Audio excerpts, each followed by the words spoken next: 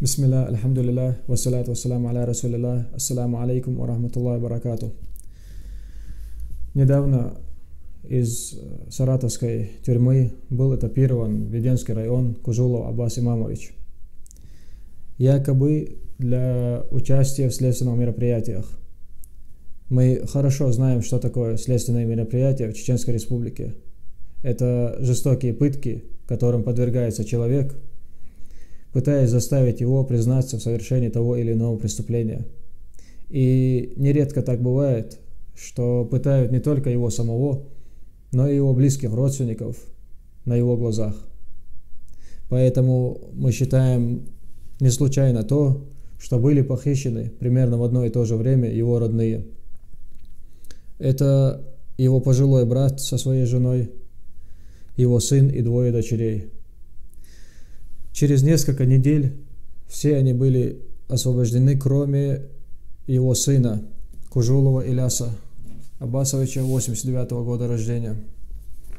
Вот его фотография.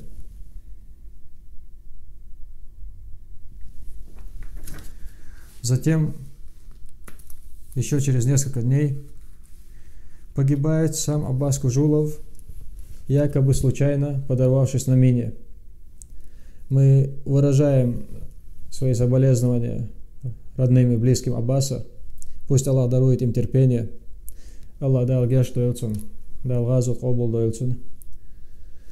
Затем мы узнали, что так же, как и Аббаса, с одной из российских тюрем был этапирован в Чечню другой его брат Кужулов Эмир Хасан Имамович, 63-го года рождения.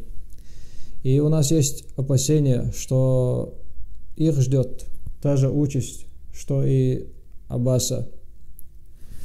Поэтому мы призываем всех правозащитников сделать все возможное, чтобы спасти этих людей от гибели. И так называемые чеченские правозащитники пусть теперь нам расскажут про то, как хорошо в Чечне и безопасно. Но прежде пусть они нам покажут Кужулова Эмира Хасана и его племянника живыми и здоровыми. Пусть они покажут, что с ними все хорошо и что они живы и здоровы. И в конце хвала Аллаху, Господу миров. Вассаляму алейкум ва рахматуллахи ва баракату.